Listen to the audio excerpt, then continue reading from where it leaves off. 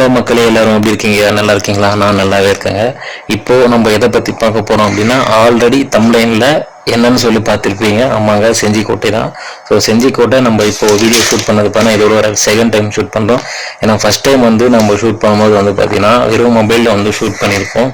So இந்த வாட்டி கொஞ்சம் அதை விட ஸ்பெஷலாக கோப்ரோ கேமராலையும் ட்ரோன் வியூவிலையும் 360 வீடியோ கவர் பண்ணியிருக்கோம். ஸோ அந்த ஸ்பெஷல் அனுபவத்தை வாங்க உங்களுக்கு நான் கடைசி வரைக்கும் காமிக்கிறேன். வீடியோவை ஸ்கிப் பண்ணாமல் பாருங்கள். நான் உங்கள் ளரசன். வாங்க வீடியோக்குள்ளே போகலாம்.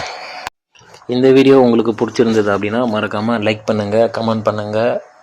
ரொம்ப பிடிச்சிருந்ததுன்னா மறக்காமல் உங்கள் ஃப்ரெண்ட்ஸுக்கு ஷேர் பண்ணுங்கள். நீங்கள் இப்போ தான் நம்ம சேனலுக்கு புதுசாக பார்க்குறீங்க அப்படின்னா மறக்காமல் கீழே சப்ஸ்கிரைப் பட்டன் இருக்கும், சப்ஸ்கிரைப் பண்ணிக்கோங்க. பெல் பட்டனை கிளிக் பண்ணி ஆள் கொடுத்துங்க. அப்போ தான் நம்ம போடுற வீடியோ அடிக்கடி உங்களுக்கு பாருங்கள் நோட்டிஃபிகேஷனாக வரும். வாங்க வீடியோக்குள்ளே போகலாம்.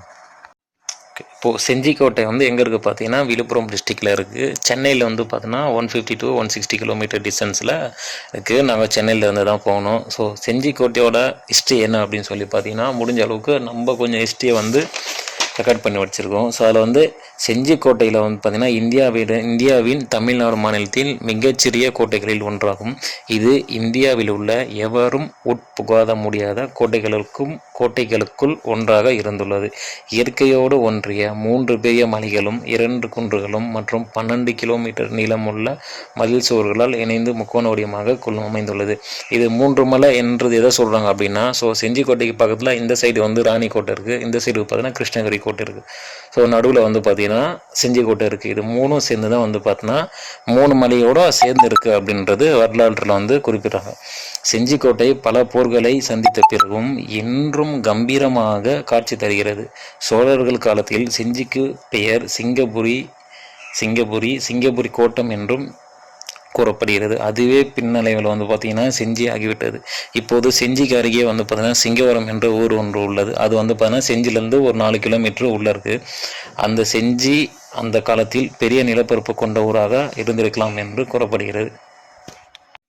இது கட்டிய காலம் பார்த்தீங்கன்னா கிபி 12ஆம் நூற்றாண்டும் மற்றும் 13ஆம் நூற்றாண்டில் பார்த்தீங்கன்னா கட்டியிருக்காங்க. அதில் பார்த்தீங்கன்னா ஆனந்த கோன் அப்படின்றவர் பார்த்தீங்கன்னா கிபி 1190ஆம் ஆண்டுலேருந்து 1240ஆம் ஆண்டு வரைக்கும் பார்த்தீங்கன்னா இந்த கட்டிடக்கலை கட்டியிருக்காரு. அதுக்கப்புறம் கிருஷ்ணா கோன் என்பவர் பார்த்தீங்கன்னா கிபி 1240ஆம் ஆண்டு இதை கட்டியிருக்காரு. அதுக்கப்புறம் பார்த்தீங்கன்னா 3வது கோனரி கோன் அப்படின்றவர் பார்த்தீங்கன்னா 1220ஆம் ஆண்டு பார்த்தீங்கன்னா இதை கட்டியிருக்காரு. கோவிந்த கோன் மற்றும் புளிய கோன் அப்படின்றவர் பார்த்தீங்கன்னா 1300 பார்த்தீங்கன்னா இதை கட்டியிருக்காரு. ஒட்டக்கூத்தர் விக்கிரம சோழன் காலத்திலும் தொடர்ந்து அவன் மகன் 2ஆம் குலோத்துங்க சோழன் காலத்திலும் அவன் மகன் 2ஆம் ராஜராஜ சோழன் காலத்திலும் அவை புலவராக இருந்துள்ளனர்.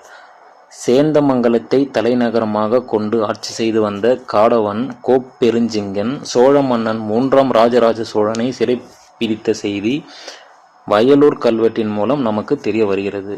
3ஆம் ராஜராஜனை செஞ்சியை அடுத்த அன்னமங்கலம் எனும் ஊரின் மலைக்குள் சிறை வைத்ததற்கு ஆதாரமாக அக்குகையில் காணப்படும் சிற்பமும் அதில் பொறிக்கப்பட்ட எழுத்துக்களும் உறுதிப்படுத்துகின்றன.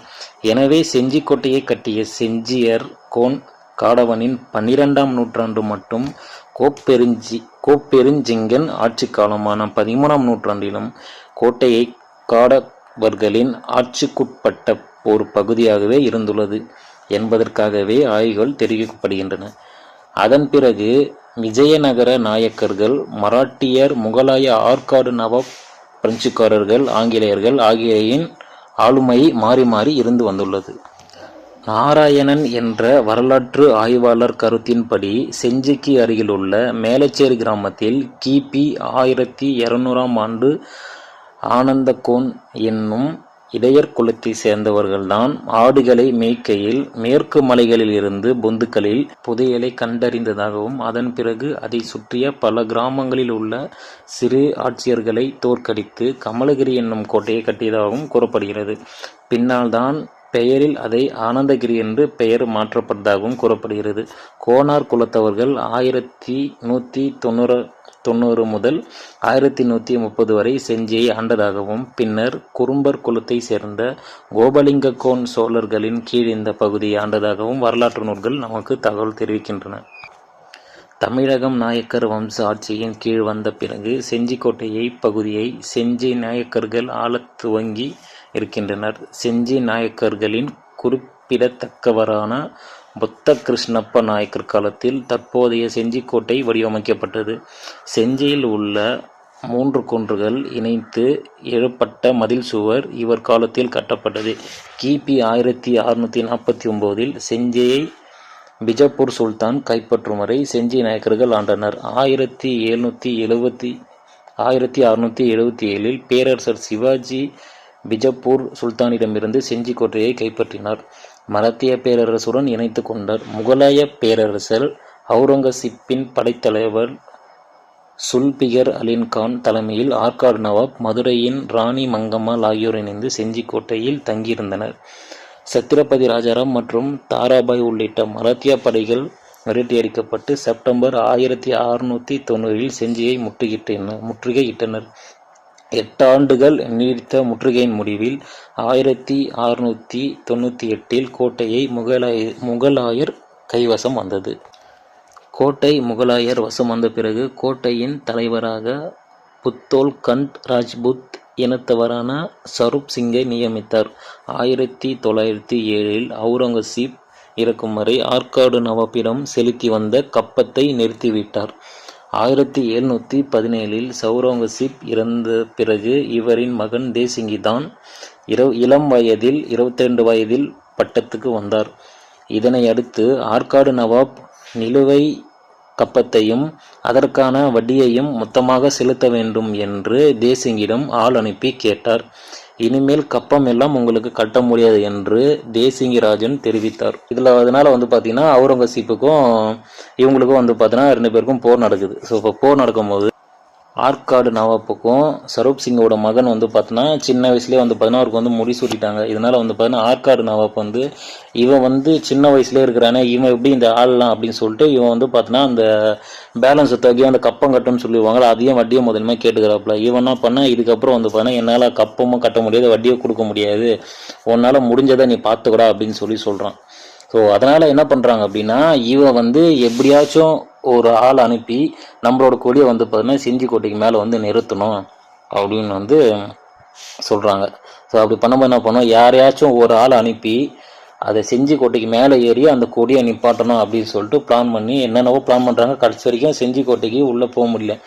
ஏன்னா பார்த்தீங்கன்னா ஒரு இடத்துலையுமே போகும்போது பார்த்தீங்கன்னா கிட்டத்தட்ட நடுவில் பார்த்தீங்கன்னா ஒரு எப்படி சொல்கிறது, செஞ்சி கோட்டை கீழே இருந்து மேலே போகிற வரைக்கும் பார்த்தீங்கன்னா நடுவில் பார்த்தீங்கன்னா அரங்கம் இருக்கும். ஸோ அது பார்த்தீங்கன்னா மொத்தம் 9வது அரங்கம். அந்த ஒரு அரங்கத்துலேயும் பார்த்தீங்கன்னா டோரு 2 சைடு போட்டு மூடி வச்சுருப்பாங்க. ஸோ நம்ம ஃபஸ்ட்டு என்ட்ரன்ஸில் எங்கே போகிற ஏது போகிறோன்னு கேட்டு அதுக்கப்புறம் ஃபஸ்ட்டு டோரை தாண்டி செகண்ட் டோரை தாண்டி 4th 5th 7th சொல்லி 9th டோரை தாண்டி அதுக்கப்புறம் உள்ளே போயிட்டு கோட்டை மேலே ஏறி அவங்களோட ஆற்காடு நவாப்போட கொடியை மேலே வைக்கிறது அவ்வளோ கஷ்டம். ஸோ அவங்களும் எவ்வளவோ ட்ரை பண்ணி பார்த்தாங்க. பட் அந்தமாரி அந்த கொடியை பார்த்தோன்னா அரண்மனை மேலே வைக்க முடியல. ஸோ அதனால் பார்த்தோன்னா ஆற்காடு நவாப் என்ன பிளான் பண்ணுறாரு அப்படின்னா, இவனை எப்படியாச்சும் போட்டு தள்ளி செஞ்சி கோட்டையை கைப்பற்றணும் அப்படின்னு சொல்லிட்டு பிளான் பண்ணுறாரு. இதனால் என்ன பண்ணுறாரு, இவ்வளோ ஆங்கிலேயர்கிட்ட போயிட்டு இங்கேருந்து ஆங்கிலேயர்கிட்ட போயிட்டு ஒரு கள்ள துப்பாக்கி யாருக்குமே தெரியாமல் வாங்கிட்டு அந்த கள்ள துப்பாக்கி எடுத்துட்டு சரூப் சிங் மகனோட பார்த்தீங்கன்னா போர் தொடுக்கிறார். அப்போ அப்படி போர் தொடுக்கும் போது பார்த்தீங்கன்னா போரில் யார் முதுகில் அம்பு வாங்கிட்டு வராங்களோ அவங்கள சுத்தமாக மதிக்கவே மாட்டாங்க. ஸோ அதுவே பார்த்தீங்கன்னா போரில் யாருன்னு நெஞ்சில் அம்பு வாங்கி சாவறவங்களோ அவங்கள பார்த்தீங்கன்னா ராஜ மரியாதையோடு சேர்த்து அடக்கம் பண்ணுவாங்க. ஸோ அந்தமாரி இவர் ஸோ ஆற்காடு நவாப் பார்த்தீங்கன்னா சரூப் சிங்கோட மகன் கூட போர் தொடுக்கும் போது அவர் வச்சு இந்த கள்ள துப்பாக்கியை வச்சு சரூப் சிங்கோட மகனை போட்டு தள்ளிட்டு இவர் பார்த்தோன்னா கோட்டையை கைப்பற்றிடுறாரு. தன்வினை தன்னை சுடும் அப்படின்ற மாரி கடைசியில் என்ன ஆகுது அப்படின்னா, இவர் போயிட்டு போட்டு தள்ளுறதுக்கு கள்ள துப்பாக்கி வாங்கி வந்தார் பார்த்தீங்களா ஆங்கிலேயர்கிட்ட. கடைசியில் அவன் என்ன பண்ணுறான், கள்ள துப்பாக்கியே நான் தான் தயாரித்தேன், என் துப்பாக்கியை வச்சு நீ அவனை போட்டு தள்ளி அவ்வளோ பெரிய கோட்டையை நீ கைப்பற்றிட்ட, அப்போ ஒன்றை கைப்பற்ற முடியாதுன்னு சொல்லிட்டு ஆங்கிலேயர் என்ன பண்ணுறான், அவன் போட்டு தொடுத்து ஆற்காடு நவாப்பை போட்டு தள்ளிட்டு கோட்டையை பார்த்தோன்னா ஆங்கிலேயர் ஆட்சிக்கிட்ட போயிடுது. கடைசியில் இது பார்த்தீங்கன்னா 1980 பார்த்தீங்கன்னா ஆங்கிலேயர்கிட்ட போகுது. ஸோ அதுக்கப்புறம் வந்து பார்த்தீங்கன்னா 1999 வந்து பார்த்தீங்கன்னா ஃபைனலாக வந்து பார்த்தீங்கன்னா லாஸ்ட்டாக வந்து பார்த்தீங்கன்னா ஐதலரிக்கிட்ட வந்து பார்த்தீங்கன்னா இந்த கோட்டை வந்து கைமாட்டுது. ஸோ இந்த செஞ்சிக்கோட்டை அமைப்பு வந்து பார்த்தீங்கன்னா செஞ்சிக்கோட்டையின் உள்ள கோவில்கள், மண்டபங்கள், குளங்கள், சுனைகள், படைவீரர்கள் தங்கும் பகுதி, நெற்களஞ்சியம், எதிரிகள் கடக்க முடியாத ஆழமான அகலமான அகழிகள் போன்றவை தென்னிந்திய மன்னர்களுக்கு கட்டடக்கலையில் இருந்து ஆற்றலை வெளிப்படுத்துகிறது. கீழ்கோட்டைக்கு செல்ல 2 வாயில்களும் உள்ளன. அதில் வடக்கில் உள்ள வாயில் வேலூர் வாயில் என்றும் கிழக்கில் உள்ளது பாண்டிச்சேரி வாயில் என்றும் அழைக்கப்படுகிறது. இந்த 2 வாயில்களும் 24 அகலமும் 60 அடி ஆழமும் கொண்ட ஒரு கணவாயை தாண்டிதான் செல்ல வேண்டும். செஞ்சிக்கோட்டையை 3 குன்றுகளையும் அவற்றை இணைக்கும் கோட்டை சுவர்களையும் உள்ளடக்கியது.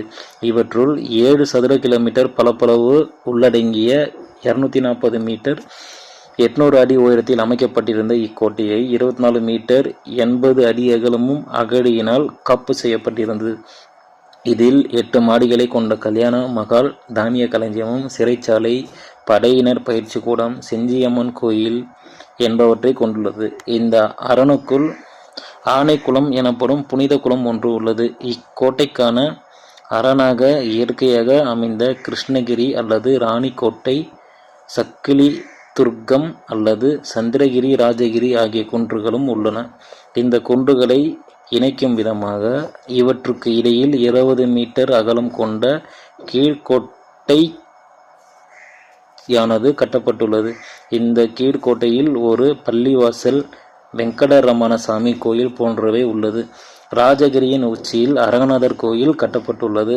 ராஜகிரி போர் முற்றுகை காலத்தில் எதிரிகள் உள்ளே நுழையாதவாறு தடுக்கும் இழுவை பாலம் உள்ளது. போர்க்காலத்தில் கோட்டை காவலர்கள் இந்த பாலத்தை அகற்றி விடுவர். அப்போது எதிரிகள் உள்ளே நுழைய இயலாமல் திட்டமிடுவர். ஸோ இந்த இழுவை பாலம்ன்றது வந்து பார்த்தீங்கன்னா இந்த செஞ்சிக்கோட்டை வந்து பார்த்தீங்கன்னா அந்த மொத்தம் 9 மண்டபம் இருக்குது பார்த்தீங்களா. அந்த ஒரு மண்டபமும் தாண்டி போனதுக்கப்புறம் ஃபைனலாக 9வது மண்டபத்துக்கு கீழே வந்து பார்த்தீங்கன்னா ஒரு இழுவை பாலம் ஒன்று இருக்குது. அந்த பாலம் வந்து என்ன பண்ணுவாங்கன்னா எல்லா மன்னர்களும் செஞ்சிக்கோட்டை போனதுக்கப்புறம் அந்த பாலத்தை வந்து இழுத்து மூடிடுவாங்க. ஸோ அந்த பாலத்துக்கு கீழே வந்து பார்த்தீங்கன்னா 70 அடி 80 அடி பள்ளம். ஸோ அந்த ஒரு வழி தான் இருக்குது அந்த கோட்டைக்கு உள்ளே போகிறதுக்கு. எல்லாரும் உள்ளே போனதுக்கப்புறம் அந்த கோட்டையை வந்து இழுத்து மூடிடுவாங்க. அதுக்கப்புறம் வந்து பார்த்தீங்கன்னா கோட்டையில் வந்து பார்த்தீங்கன்னா எந்த ஒரு ஆளுமே உள்ளே போக முடியாது. சுற்றி வந்து கோட்டை வந்து 90 டிகிரி வெர்டிக்கலாக இருக்கிறதுனால வந்து பார்த்தீங்கன்னா ஏறுறதுக்கு வாய்ப்பே கிடையாது. அதுவும் இல்லாமல் வந்து பார்த்தீங்கன்னா இந்த சிப்பாய்கள் வந்து பார்த்தீங்கன்னா கோட்டையை சுற்றி வந்து பார்த்தீங்கன்னா பார்த்துட்டே இருப்பாங்க. அதனால எந்த சைடுமே வர்றதுக்கு வந்து வாய்ப்பே கிடையாது. அவ்வளோ வந்து ஒரு சேஃப் அண்ட் செக்யூராக வந்து பார்த்தீங்கன்னா அந்த காலத்திலே வந்து பார்த்தீங்கன்னா கோட்டையை வந்து கட்டி இருக்கிறாங்க. கடைசியாக வந்து பார்த்தீங்கன்னா இந்த கோட்டை வந்து பார்த்தீங்கன்னா பிரித்தானிய வசம் சென்ற பின்னர் முக்கியமான படை நடவடிக்கைகள் எதுவும் இங்கே நிகழவில்லை. 1921ஆம் ஆண்டில் இது ஒரு தேசிய நினைவு சின்னம் என்று அறிவிக்கப்பட்டு தொல்லியல் துறையின் கீழ் கொண்டு வரப்பட்டது. அண்மை காலங்களில் இந்திய சுற்றுலாத்துறை பொதுவாக மறைக்கப்பட்டுவிட்ட இக்கோட்டையை பிரபலப்படுத்துவதற்கு முயற்சிகள் எடுத்து வருகின்றனர்.